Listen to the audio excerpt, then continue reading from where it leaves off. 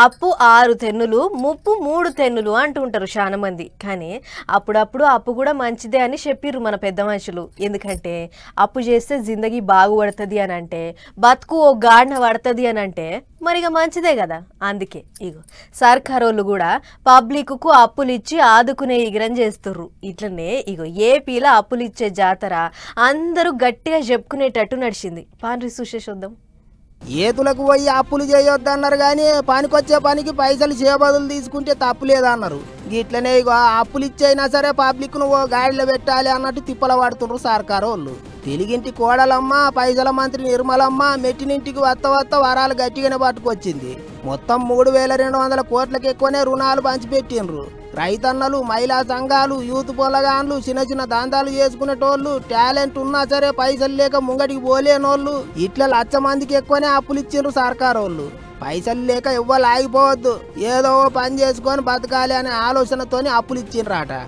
ఇవాళ ఒక నర్సరావుపేటలో 3,000 కోట్ల రూపాయలు డిస్ట్రిబ్యూషన్ అయిందంటే సామాన్యమైన విషయం కాదు. అది బ్యాంకులు తన అప్రోచ్ని మార్చుకున్నారు. జనం కూడా ఇవాళ వాళ్ళ బిజినెస్ చేసి వాళ్ళు బాగుపడాలని కోరుకుంటున్నారు. నర్సరావుపేట దానికి ఒక మంచి ఉదాహరణ. ఇక పైసల మంత్రి ముచ్చట అట్లుంటే సీఎం చంద్రబాబు సార్ ఏమన్నాడో చూడండి.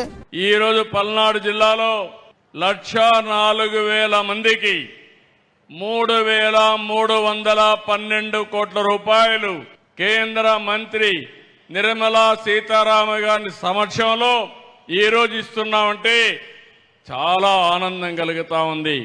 ఒక్కొక్క కుటుంబానికి 5 మందిని లెక్క పెట్టుకుంటే పల్నాడు జిల్లాలో 5 లక్షల మందికి సహాయం చేసే ఏకైక కార్యక్రమం ఈ రోజు బ్యాంకు రుణాలని మరొకసారి మీ అందరికీ విజ్ఞప్తి చేస్తున్నాను. గిట్ల నర్సరావుపేటల అప్పుల జాతర మా జోరుగా నడిచింది. వేల మంది పబ్లిక్ వచ్చిండ్రు మీటింగ్ కు.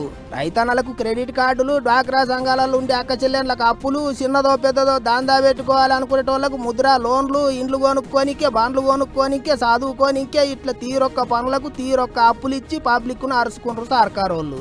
నయమే అనుకుంటారు చాలా మంది. మరిగా అప్పులు తీసుకున్న వాళ్ళు టైంకు కిస్తీలు కట్టుర్రి, లేకపోతే మిత్తీల మీద మిత్తీలు పెరిగి మళ్ళా రోడ్డున పడే కథనే అవుతుంది.